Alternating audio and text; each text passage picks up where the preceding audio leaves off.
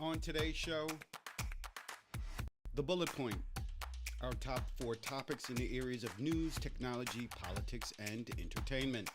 Choose the one you want to hear the most by visiting our Mastodon page at mastodon.vtip.me/at what you missed. Choose one out of the four and I'll read it for you live. Then, breaking news in the areas of politics, national and international stories, live on air as it happens. Plus, the most interesting articles I can find from the Washington Post, CNBC, Variety, Business Insider, The Hollywood Reporter, and more. Then, a moment of Krug, a Paul Krugman op-ed that is a must-read. All of that and what you may have missed in the news today. Stay tuned.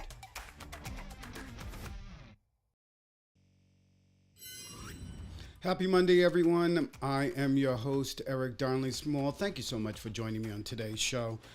We've got a lot to get to today. I'm going to sort of really jump into it immediately because it's a lot of fun stuff, a lot of educational stuff.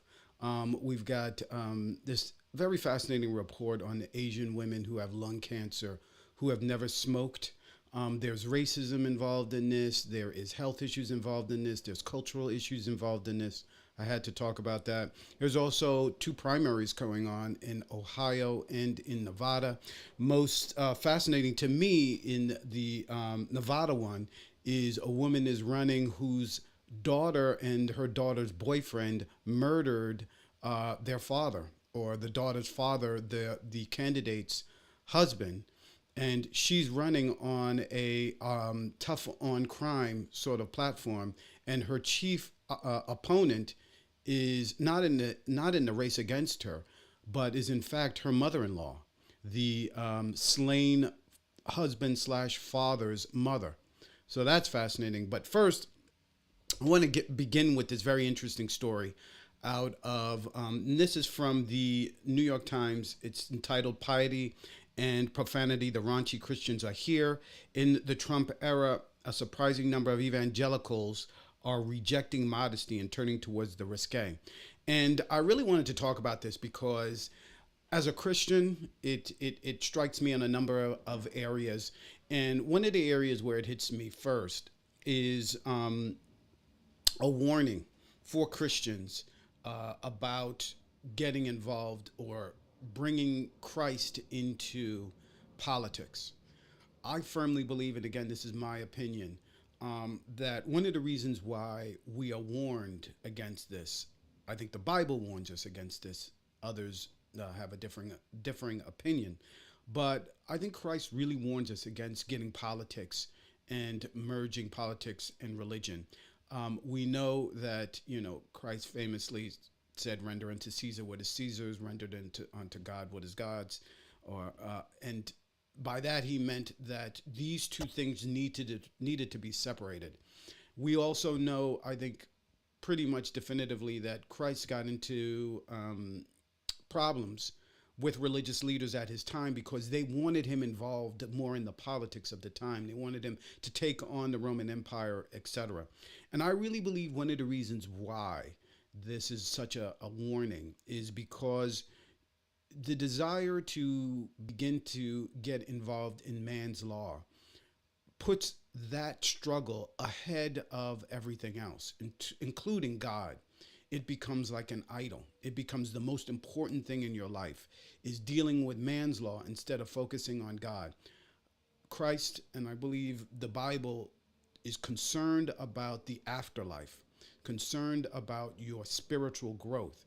It is not concerned about these other things that are of the flesh. Also, what happens is you begin to open yourself up to what I would call spiritual attacks, and you begin to find common cause or common goals with people who have similar desires to take on the man's law, but do not have the similar beliefs that you do, and you're used. They use you in order to, and use the religion in order to further their goal, which is not a spiritual goal. So I think that is what's happening here on the religious right. I think that is what's happening among Christian fundamentalists on the right. I think that young people are seeing through it. That's why a lot of people are moving away. But this is a very fascinating article as it goes into a little bit about the struggle that this has sort of come out because there is a struggle to get young people back to the church. And it's written, it's the New York Times, it's dated March 17th, 2024 by Ruth Graham. And it begins with this very interesting, and you can see it in the background here, this very interesting calendar that came out some time ago. And it was supposed to really sort of troll the left, but it didn't have the desired effect. But what it also brought out is in the era of MAGA, and this is where the merging of MAGA and Christian nationalism with Christianity is beginning to show what it really is about, and it's willing to do a lot of things that are unchristlike, unchristian-like, in order to achieve a similar goal. But let me go into this article. And it goes, The Conservative Dad's Real Women of America 2024 Pinup Calendar features old school images of sexiness, bikinis, a red sports bar, a bubble bath. The models are influencers and aspiring politicians familiar to the very online Trump right. In one image, a Blaze TV host in a short skirt lights a copy of the New York Times on fire with a cigar. Another model, a former NRA spokeswoman, Dana Loesch, hoists two rifles. Published by a woke-free beer company, hastily launched last year as an alternative to Bud Light, the calendar was clearly meant to provoke liberals. But when photos of it began circulating online in December, progressives did not pay much attention. Instead, it sparked a heated squabble on the right over whether, quote, conservative dads who happen to be Christian should reject the calendar on moral grounds or embrace it as an invert win for the good guys. Or irreverent, I should say, win for the good guys. Allie Beth Stuckley, an evangelical commenter and podcaster, condemned the calendar as soft porn marketed to married men and saw it as proof of growing polarization between Christians and secular conservatism. Other prominent conservatives joined her in expressing their disgust. Now, let me also mention, and I mentioned this also. I didn't do my normal housekeeping, but I should let you know that this show streams live on Mondays, 10:30 a.m. Eastern Standard Time, here on YouTube and on stream.vtip.me. I should also remind viewers who may not have been here before that I don't read the full articles here. There are links to these articles at Mastodon. You can take a look at there, mastodon.vtip.me. That is mastodon.vtip.me/@what-you-missed. And you can read the full article. I encourage people to read the full articles because I don't have time here, and I really want people to go to the article to give the authors their rightful clicks and the newspaper their clicks. But so this is not the full article. These are excerpts from the article, just to give you a sense of what this is all about and what they're talking about. So continuing on. As a core faction of the Republican coalition, conservative evangelicals have long influenced the party's policy priorities, including opposition to abortion and same-sex marriage. And the influence extended to conservative culture, where evangelical norms against vulgarity were rarely challenged in public. In some ways, they remain intact. Most pastors don't cuss from the pulpit or at all. Mainstream conservative churches still teach their young people to save sex for marriage and avoid pornography. Yet a raunchy outsider, boobs and booze ethos has elbowed its way into the conservative power class, accelerated by the rise of Donald J. Trump. The declining influence of traditional religious institutions and a shifting media landscape increasingly dominated by the looser standards of online culture. The shift is perhaps most visible in politics. Representative Lauren Boebert, who has called for an end to the separation of church and state, was caught in a theater security camera in September, vaping and groping her date. She later blamed her, quote, public and difficult divorce for her behavior and said the behavior, quote, fell short of my values. Representative Marjorie Taylor Greene, who has embraced the label of Christian nationalist, drops vulgarities in hearings, on the House floor, and in conservative conversations with reporters. Last summer, Nancy Mace, a Republican representative from South Carolina, joked about premarital sex and cohabitation, once obvious taboos, from the lectern at a Christian prayer breakfast in Washington. Praising the event's host, Senator Tim Scott, she opened her talk by saying she had made a special effort to arrive early. Quote, when I woke up this morning at 7, I was getting picked up at 7:45. Patrick, my fiance, tried to pull me by my waist after over this morning in bed, she told the audience, which included her pastor and Mr. Scott, an outspoken evangelical. Quote, and I was like, no, baby, we don't got time for that this morning. She added, quote, he can wait. I'll see him later tonight. Miss Mace later brushed off the backlash to the remarks, writing on X that, quote, I go to church because I am a sinner, not a saint. But for some conservative Christians, the stakes of the moment are now high enough that a certain amount of vulgarity is not just tolerated, but also required as a form of truth-telling worthy of the prophets.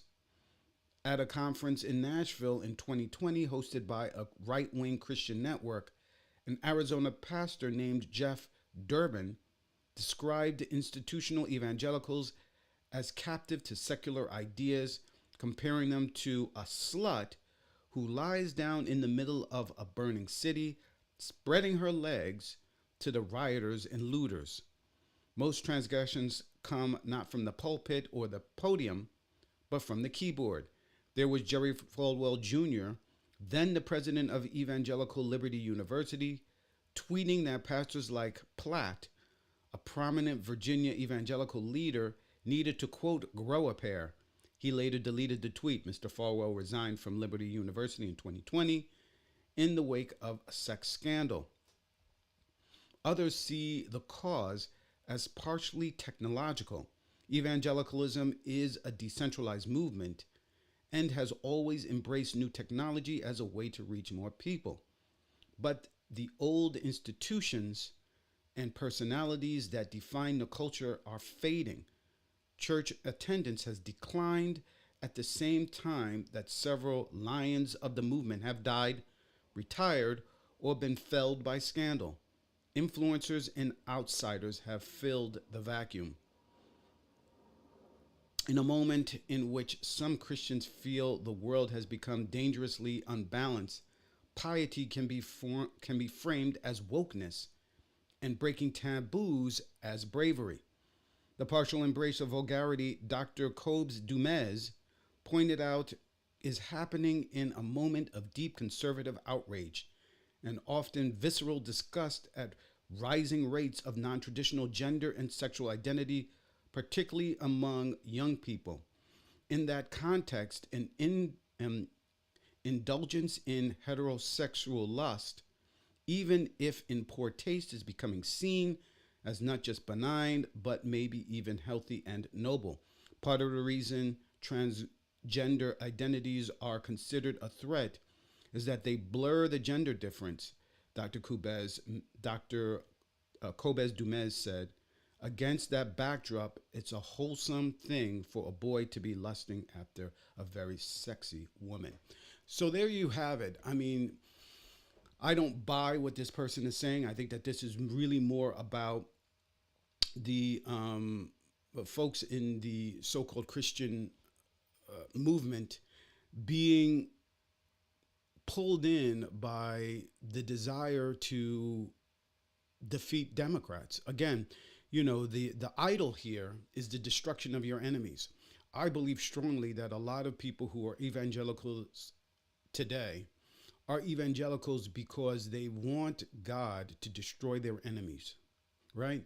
They're not in this for the Prince of Peace. They're not in this for bringing about love your enemy. They're not in this for embracing your enemy. They're in this for the destruction of their enemies because they believe that their lives are ruined because of Democrats, liberals, progressives, the transgenders, the Muslims, that you can just name your enemy. I mean, there's so many on the right. But that is what their goal, that is why they're in Christianity. That's what they're there for. They are there to see God destroy their enemies, not to worship God and not to be peaceful. I think that's incredibly significant. I think it's incredibly powerful to understand. And I think that it helps us really begin to figure out why it is that Christianity has taken on this Christian national viewpoint.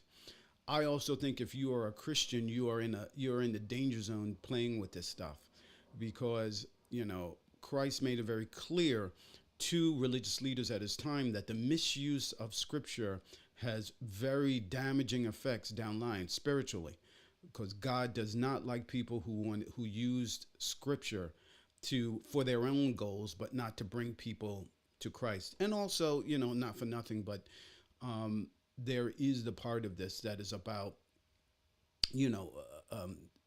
the use of Scripture to condemn people is driving people away from God. And who wants to drive people away from God but the devil, but God's, man's enemy? And it's just very unfortunate to these people. There are some people who are, I think, really deceived here, but there are others who are absolutely using this, like a Donald J. Trump, who's absolutely using this, Steve Bannon, and the rest of them are absolutely using Christian nationalism. Christians who are, some people of really good faith, they're absolutely using this as an attempt to bring them into their movement, and that becomes more important than adherence to the teachings of Jesus Christ. So, fascinating article. I can't wait to see what ends up coming of it. This other story is very interesting as well. This is about Asian American women, and this is from NBC News from March 7th, 2024, and it hits on many different levels. And this was March 7th, 2024 by Simar Baja. I'm sorry if I'm butchering your name, but I can't read names sometimes. So, and it's entitled Asian American Women Are Getting Lung Cancer Despite Never Smoking. It's baffling scientists and leading to more research. I wanted to talk about this on a number of levels. You know, from my perspective and my belief is that amongst the classification of races in America, we could see if we had a spectrum of non-white or immigrants, non-white Americans. Blacks are at one end of the spectrum, Asian Americans are at the other, right? And these two groups are a lot of times pitted against one another, particularly by racists and by those who believe in racism. And remember, the racist believes in, and you can find this in eugenics, basically, and that is that certain groups are pre-genetically determined for a certain outcome. And there are plenty of videos on this. I would urge, if you are interested in looking up this kind of stuff, there was a documentary series that came out 20 years ago, 25 years ago or so, called Race, the Power of an Illusion. You can search for that on Google. There's a website still up, and you can probably take a look at videos. I may show videos on stream.vtip.me. I have before. And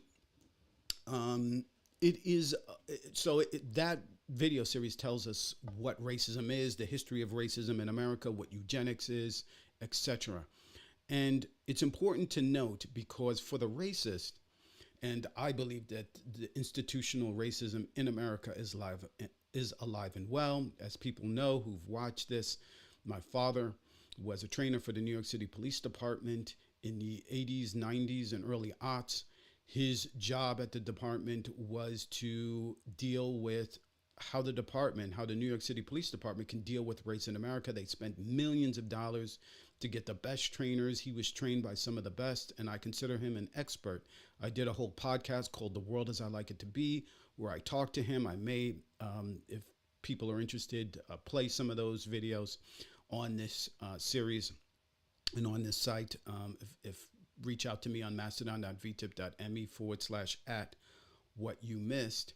And if you're interested in hearing clips directly from him. But the issue of institutional racism, the racist believes that genetically whites are superior to every other group. Whites smarter, they have better genes, just superior genes than, say, blacks. Asians superior to blacks. All other groups superior to blacks. And the reason that's important is because it gives a defense to all that has been done to African Americans in this country going back to slavery, and it justifies slavery. And furthermore, it attempts to create an argument as to why we have the country has no duty to help African Americans, right?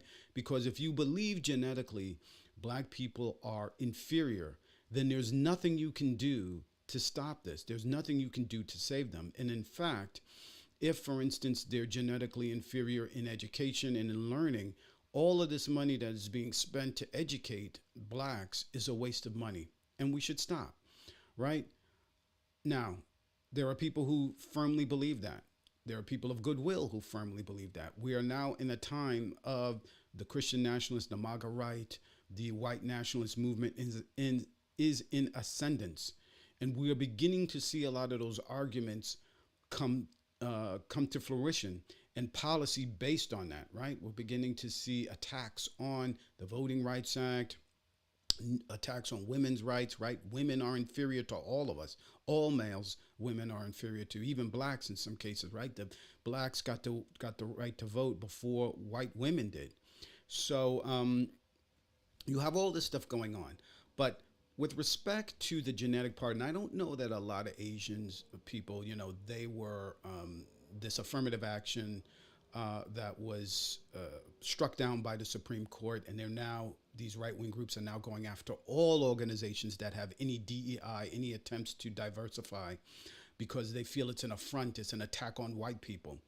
That affirmative action case that went to the Supreme Court had Asians as the plaintiffs, if I'm not mistaken. Anyway, specifically regarding that, part of what the truth is with respect to genetics is that poverty causes genetic changes, right? So the fact is that people are not born, as the racist believe, genetically inferior, but what their environments create genetic alterations. And we know that, for instance, African Americans have a higher rate of high blood pressure, of cholesterol, of diabetes, right? These things are not because we are of a different race. These things are genetic changes that has happened over the years because of poverty, because African Americans for generations, many generations, have had all sorts of things done to us. And because of poverty, because of abuse, because of lack of good health care, because of all these things, they have altered the genetics going down the line. We're seeing now a similar situation happening to Asian Americans, and it comes out in this story. And I'm going to read from this story a little bit to sort of go into this mystery, which you have researchers now looking into. But the fact that this was not caught earlier, the fact that people didn't know this, also goes into a cultural difference between African Americans versus Asian Americans. And part of one of the things that will help with this and hopefully help people understand is why it is Asian Americans are so different from African Americans. And one of the things is that we've been here longer and we know that this stuff goes on. So we're more outspoken, where Asian Americans culturally are less outspoken. But let me go into this so I can stop blathering on. So it begins with, it was fall 2021, and Aurora Lucas had a stubborn cough and chest pain. However, her doctors dismissed the symptoms, telling her to drink hot water and honey. After 3 months of hospital visits, Lucas was diagnosed with stage 3 lung cancer at 28 years old despite never having smoked. Lucas, who is Filipina American, represents a concerning trend for researchers. According to a California study, lung cancer rates are dropping for every group except non smoking Asian American women, for whom they're actually increasing by 2% per year. While lung cancer is traditionally associated with cigarettes, as many as 20% of U.S. cases happen in never smokers every year. Among Asian American women who have lung cancer, more than 50% have never smoked. And for Chinese and Indian American women who have lung cancer, the non smoking percentage rises to 80 to 90%. Scientists are baffled by this pattern, and it has led to a recent surge of research in two ongoing blockbuster studies at the University of California, San Francisco, and NYU. They've been searching for reasons why Asian American women are at especially high risk for ways to catch the tumor earlier. Quote, it's such a high rate, there has to be an explanation there, Lucas said. In May, the NYU researchers shared preliminary data at the American Society of Clinical Oncology conference showing that lung cancer screening in non smoking Asian American women works as well, if not better, than screening elderly, mostly white smokers. Now, doctors are raising the alarm about the increasing number of lung cancer cases in this community and working to reform the screening guidelines to better include Asian American women. UCSF epidemiologist Scarlett Gomez was born in Taiwan before she immigrated to the U.S. at 7 years old, her parents working in Chinese restaurants in Washington state. But that also meant they were continuously, unknowingly exposed to toxic cooking fumes. Quote, like many immigrant families, my parents were working in industries that were beneath their training, Gomez said. Quote, that was the job they had to do to make it here.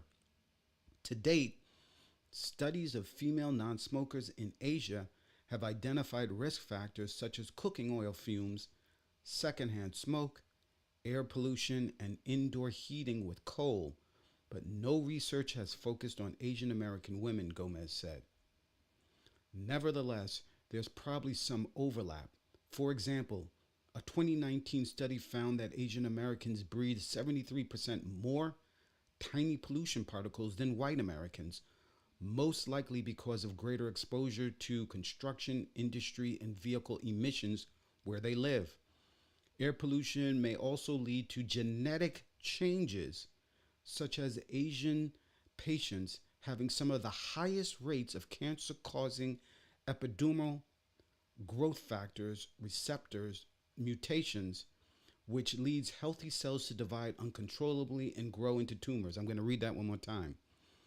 Air pollution may also lead to genetic changes, such as Asian patients having some of the highest rates of cancer causing epidermal growth factor receptors mutations, which leads healthy cells to divide uncontrollably and grow into tumors. Quote, I hope we'll see more studies to address these unusual emerging disparities among Asian Americans that we previously haven't paid attention to, Gomez said. Given the lack of clarity, Gomez and Iona Chang, a former epidemiologist at UCSF, launched a Female Asian Never Smokers or FANS study in 2021. It's a case control study in which the team is studying non-smoking Asian American women who were either recently diagnosed with lung cancer, the cases, or who never had lung cancer, the controls.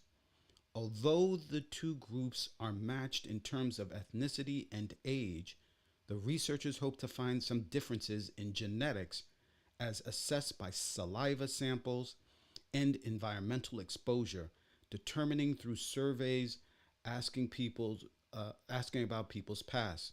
Quote, the whole goal of this study is to identify risk factors, Gomez said. At NYU, Dr. Elaine Chum, an oncologist, has seen dozens of non smoking Asian American women with lung cancer, many with stage 4 disease. And it's always frustrating. Lung cancer screenings via low dose CT scans could have helped those women find their tumors earlier at a more treatable stage. But insurance plans typically cover screening only for people aged 50 to 80 with heavy smoking histories, all but excluding Asian American women, and recommendations were based on the National Lung Screening Trial, a clinical trial of 53,000 elderly smokers, over 90% of whom were white. So Shum started her own clinical trial in 2021, giving lung cancer screenings to 1,000 never smoking Asian American women. Her initial results, which she presented at a major cancer conference, showed that Asian women had a higher lung cancer detection rate than the original national trial, 1.5% versus 1%. Quote, based on this preliminary data and other ongoing efforts, Asian women do represent another high risk population that warrants screening, Shum said. When Lucas was diagnosed with lung cancer, she was in the second year of her PhD program, simultaneously working as a special education teacher in Chicago. She had always thought of herself as healthy, so she initially chalked up the chest pain and coughing to stress. Now she knows that Asian American women are at a high risk for lung cancer, but she still doesn't understand how her doctors didn't. While the research at UCSF and NYU is promising, it's unclear why in 2024 they are some of the first and only studies to focus on Asian American women with lung cancer. On one level, it's an awareness problem. Quote, many Asian patients are very private and don't want others to know about their diagnosis, Shum said, often because they don't want to be burdens to friends and families or because they're worried about the stigma of lung cancer. Perhaps as a result, the most common reaction Asian American women have when they hear about Shum's work in lung cancer is, quote, I didn't even know this was an issue, she said. And the lack of awareness is aggravated by poor quality data, according to Stella Yee, who co-leads the Innovations in Data Equity for All laboratory at NYU. Namely, Asian Americans are often lumped into the other category in surveys or in other broad groups like Asian Americans, Native Hawaiians, and Pacific Islanders, or AANHPI, that obscures their data. Most national databases also collect information in English and occasionally Spanish, meaning that people never get the chance to be included. Quote, so when you look at data reports where Asian Americans look healthier than everyone else, it's because you're only reaching the highest income, highest educated, Yee said. As a result, lung cancer cases among Asian American women are probably underreported, and the data reinforces racial stereotypes. Quote, Asian Americans are thought to be healthy. They're the model minority, Yee continued, referring to the myth that all Asians have high academic and economic achievement. They're doing Tai Chi in the park, so why would they be getting lung cancer? Why would they have health disparities? For scientists who want to disrupt that narrative, it can be incredibly difficult because only 0.17 or 17% of the National Institutes of Health's budget over 26 years was devoted to research on AANHPI. Quote, we hear a lot of stories from patients with lung cancer whose primary care doctor said, you don't need this. You're not at high risk, Shum says. With poor data and a lack of research among Asian American women, quote, lung cancer gets pushed to the side. That's why Lucas thinks it took her 3 months for a doctor to take her symptoms seriously and make a diagnosis. Quote, my doctors were in denial about the possibility of cancer, she said. with the team fluttering from sore throat to tuberculosis to the idea that there was nothing actually wrong with her. In many ways, it's not surprising that Chang, Gomez, and Shum, three Asian American women, are leading the first of its kind study, because who else would be motivated enough to jump through the hoops and push through the skepticism? It's been a very personal matter for us, Chang said. As Asian Americans ourselves, we see this in our community. It just adds another aspect of us being dedicated to bringing attention to this inequality. So, normally I say that I don't read the whole article, but this was pretty much the entire article. It was just too good to not read the whole thing, and explain what's going on. Again, this is something that has been going on in the black community for generations. Not being seen, being your symptoms being ignored, no studies being done to find out why this is going on, no medication, therefore, being presented to deal with these issues, ignoring the within the community, being stigmatized, the fear of stigmas, and of course, significantly, the fact that this has genetic alterations, that this actually changes the genome of the individual, and by that fact, I think that you end up with a situation where this can pass down from generation to generation. So this is why a woman who has never smoked and has probably not worked in the back of a kitchen, right? These are professors. These are people who work in academia. They're not around a lot of cigarette smoke and all that. They're still developing cancer. Why?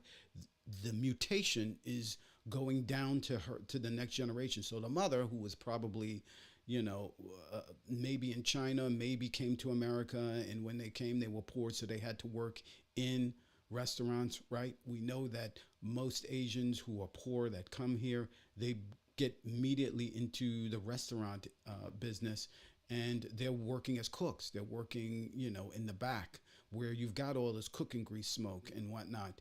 And you know what? That mutation, that change in their biology that's happening because of their environment may not affect them. It may affect them.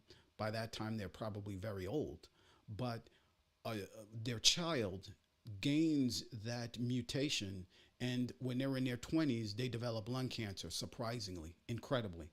So this is something that has happened, that we know happened to African Americans going back 100, 200 years. We know that many of the health issues with black Americans came from their environment. But again, because you have racism intruding, people are unwilling to accept that that is really what's going on. We know, for instance, lead. A lot of the public housing, a lot of the poverty still goes on today.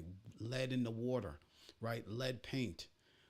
In older places, you have a lot of places where African Americans still live, particularly in rural parts of this country, where buildings, where schools, where whatever still has the same paint from the 1940s, 1970s, 1980s, and those chips fall and kids consume them, not knowing what it is, children, babies.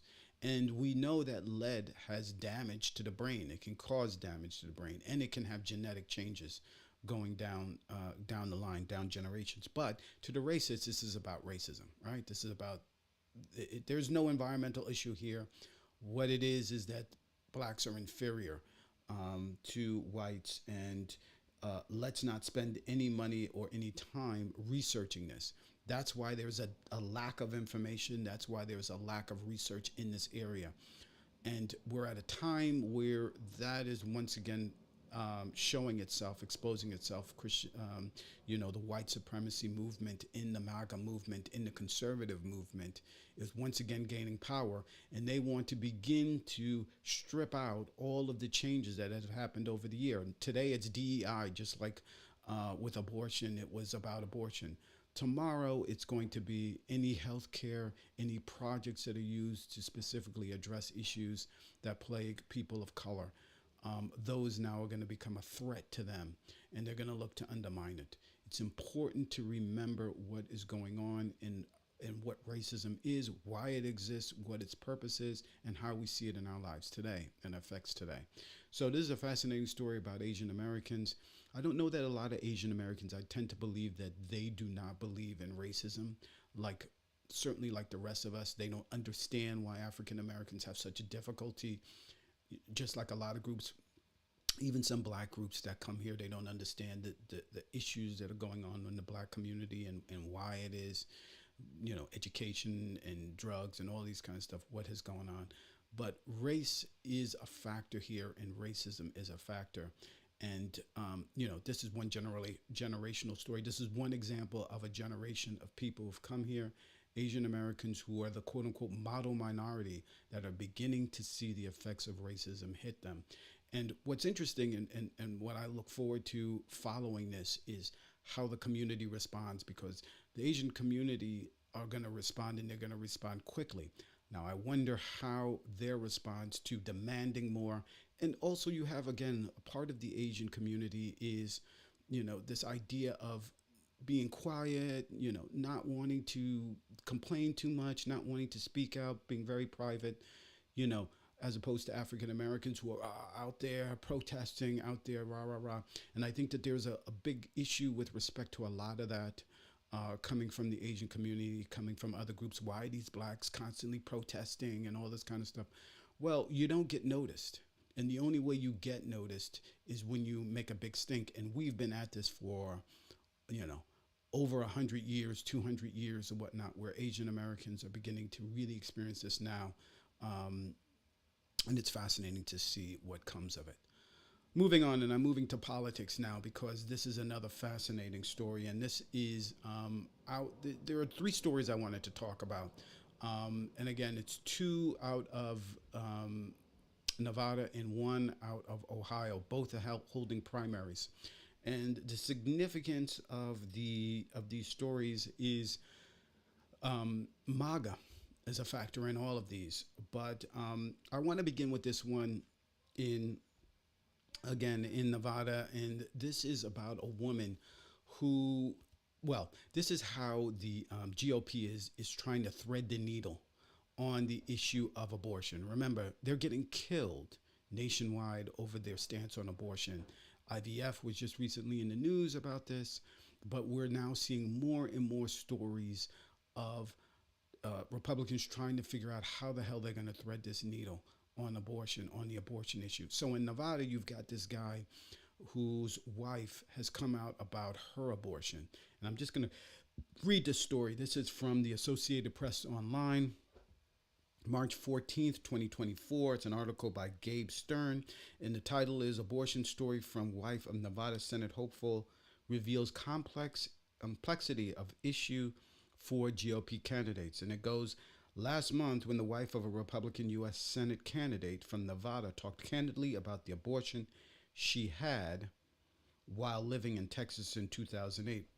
By the way, if you see stuff in brackets I have here, it's because I've added that for clarification, because again, the full articles links will be provided.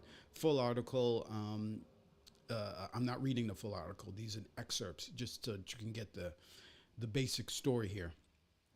But last month, when the wife of a Republican U.S. Senate candidate from Nevada talked openly about the abortion she had while living in Texas in 2008, before the two met, and the long journey of regret and healing that followed, many Republicans welcomed it as a more compassionate approach to an issue that has hurt GOP candidates at the ballot box.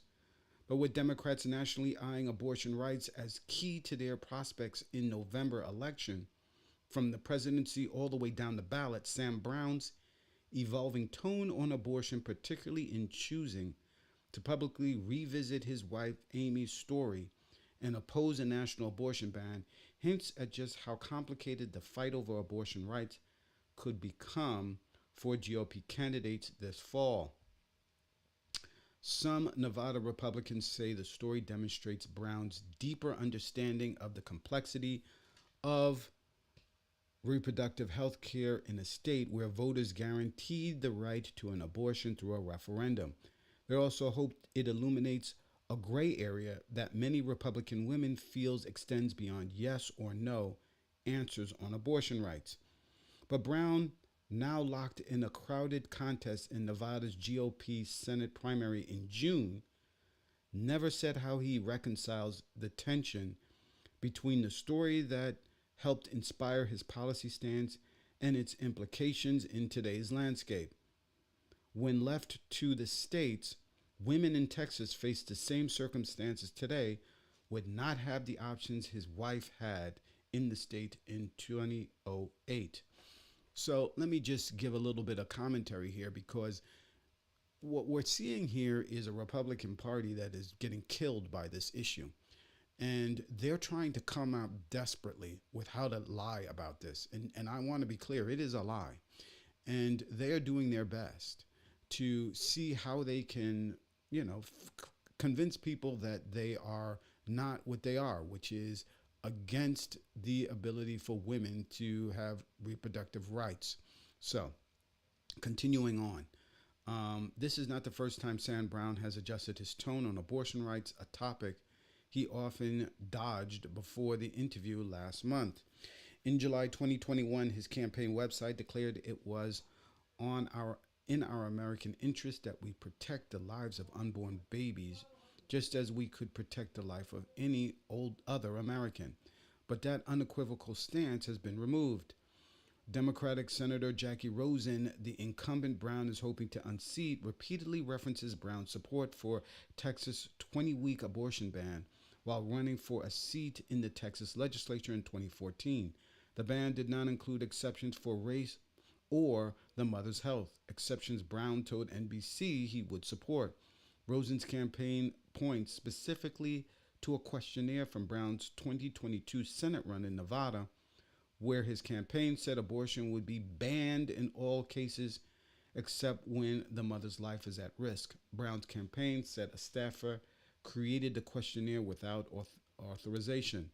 On his website, Brown maintains he is personally pro-life and would work to confirm judges, quote, who understands the importance of protecting life. He is against federal funding of abortion, late-term abortion, and abortions without parental consent. Brown's campaign declined to an interview request from the Associated Press, saying that the NBC interview was difficult for him and his family. He did not respond to a question asking what he would say to women in the same position that Amy was in years ago in Texas, where an abortion can now lead to felony charges. Some Republicans felt a personal connection to Amy Brown's story and said they hoped it moved a complicated conversation forward. So let's not be deceived here. They don't want to move this complicated conversation forward. What they want is to win elections. And by winning elections, they can then push forward their agenda to do exactly what it is that Texas did, which is ban abortions. And they're struggling and working very hard to figure out how can we lie to the electorate and let them know that we have moderated our views on abortion without actually moderating their views on abortion. And this is an interesting needle that they're looking at the thread. This is interesting. I'm curious to see how far this guy goes. He has he's a former, I think he's a Marine or a Green Beret, served his country, but he's a right winger and he is against abortion. And no matter how much he wants to say that he feels for his wife and he's moderated his views and yada, yada, yada, he and she are Texans through and through, probably conservative Christians, and they are going to, if they get the opportunity, to ban abortions just like in Texas. I mean, her story is about her regret over having an abortion. I mean, it's crazy. Moving on, this is again still from Nevada. And it's entitled, this is from AltNet Online, March 17th.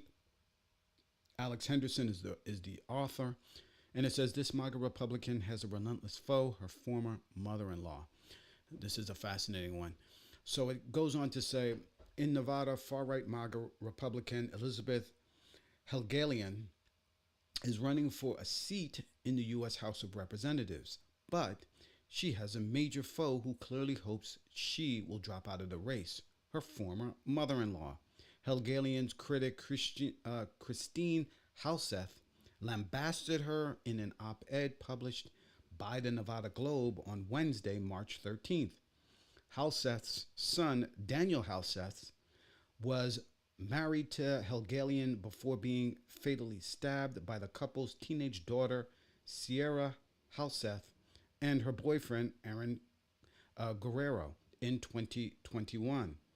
Sierra Halseth and Guerrero entered guilty pleas to 9 counts each, including arson and murder with a deadly weapon, and are now serving life sentences in state prison with the possibility of parole after 22 years. Hegelian herself was never accused of doing anything wrong, but Christine Halseth, in her op-ed, argued that Hegelian, who formerly served in the Nevada State Senate, did a terrible job raising Sierra Halseth and is unfit for political office. Christine Halseth wrote, Elizabeth raised a murderer, was forced out of office after a series of sex scandals, was caught in a series of lies, posed for lewd photographs, and has already proven to be unelectable. We cannot in good conscience allow Elizabeth Hegelian to represent honest, decent Americans in Congress. Christine Halseth told the Daily Beast, I don't care about politics, I just want to stop her. On her campaign website, Hegelian, who is hoping to unseat incumbent Democrat Susie Lee, claims that, quote, woke liberals are soft on crime and that she is running for, quote, law and order. But Christine Halseth, according to the Daily Beast, sees her daughter-in-law's campaign as an insult to her and her entire family. I would say so. I mean, when the victim of your daughters, when the victim of the wife of the campaigner comes out against you, that's pretty bad. And I find it striking that she would run on a law and order platform when her daughter is a murderer and her daughter's boyfriend. And tough words, strong words. But this is one I really want to follow as well to see how that goes. Next to Ohio, in this final story, and this is a story out of the New York Times, and this is March 16, 2024, and it says a Republican Senate slugfest in Ohio fuels jitter about Trump's candidate. Now, Donald Trump, whether you like it or not, or whether Republicans or he likes it or not, he is on the ballot here. And this is right now the primary, the general, whoever wins of the 3 men will face Sherrod Brown, who is the very popular, very long-standing progressive Democrat from Ohio. But Ohio is trending or has turned red.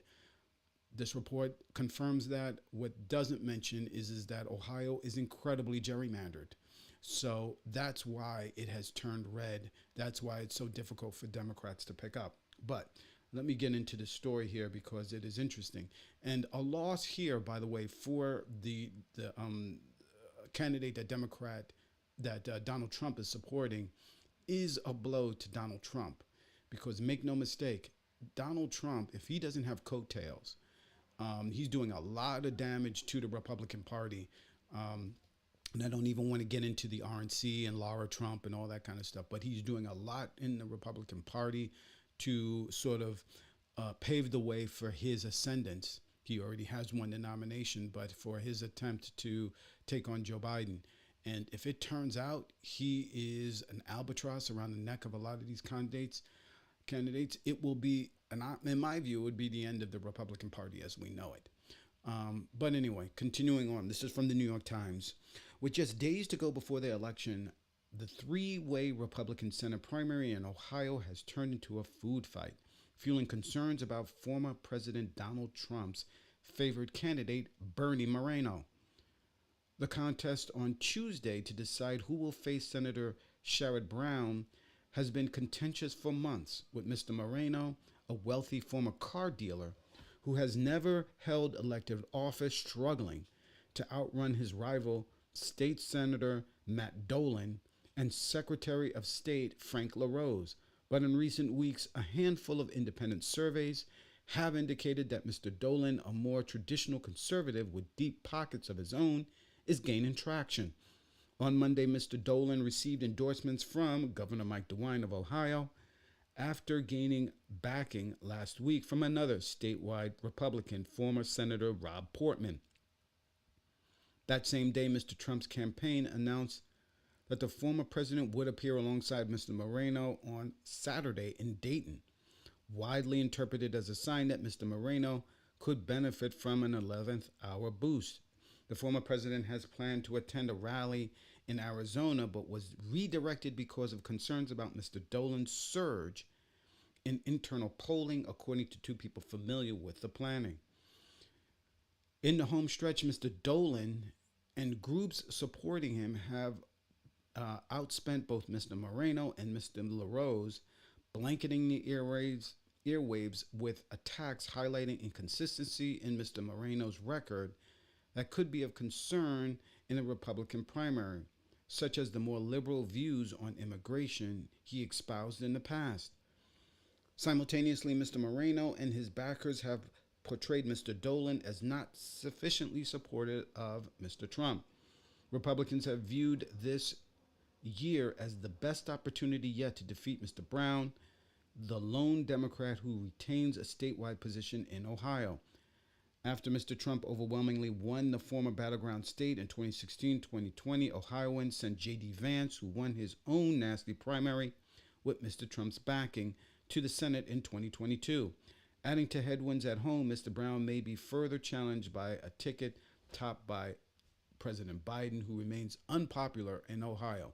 So, what's happening here, in my view, is that the polling is showing that Donald Trump may end up with a Republican who is not MAGA. And that would be bad for Trump. That would be bad for the Republican Party. It would be bad down the line. But also, significantly, is what does it mean when you end up with a candidate or with a Republican who is no longer willing to play ball with Donald Trump? A man who has decided that he's going to do a whole lot of stuff on day one, and let me just end with a little bit, because I've run out of time, but let me just end with a little bit of, there's a lot in the media, and I'm sure you haven't missed it, of fear-mongering about what Donald Trump says he's going to do when he's in office. Every president runs on doing big things when they're in office, changing the system, changing the way the system works, changing Washington. They all fail. And the reason why they fail is it is incredibly difficult to change the system.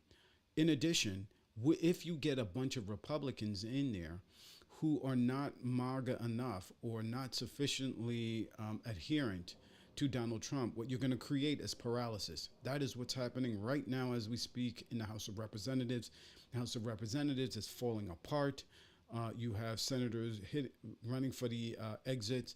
Ken Buck being the most recent, Arizona, extremely conservative Republican who's had enough and has decided to leave early, which has weakened even further a weak Republican Party in the House of Representatives. If Donald Trump becomes president, and if a bunch of these non-MAGA Republicans end up in positions of power, both in the Senate and the House, yes, everything Democrats would want to do will be blocked. However, the Republican Party and America in general will fall apart, because the war between Donald Trump, his sycophants, and what he, I don't know what he aspires to do when he gets in, taking apart key parts of the government, which people say they don't like, but when it begins to affect them, like talking about taking apart the Justice Department, talking about taking apart the EPA, the FAA, the FDA, all of these things. Donald Trump talked about doing something about Medicare and Medicaid. When that begins to really start happening, the American people, including Republicans all over, are going to have a fit. And all of this big bluster, all of this big talk that Donald Trump and others are doing will get destroyed, but America will be in paralysis. It will be absolute paralysis going forward for America on the world stage and beyond. So that's today's show. Thank you so much for joining me on today's show. As I mentioned before, this stream, you can check out more information about the show on our Mastodon at mastodon.vtip.me/at what you missed. As well, this show streams Mondays Eastern Standard Time on 10:30 Eastern Standard Time on YouTube and stream.vtip.me. You can also watch clips of this show on YouTube and on stream.vtip.me. I hope you guys have a great rest of your day, and I will see you on the next one. Take care.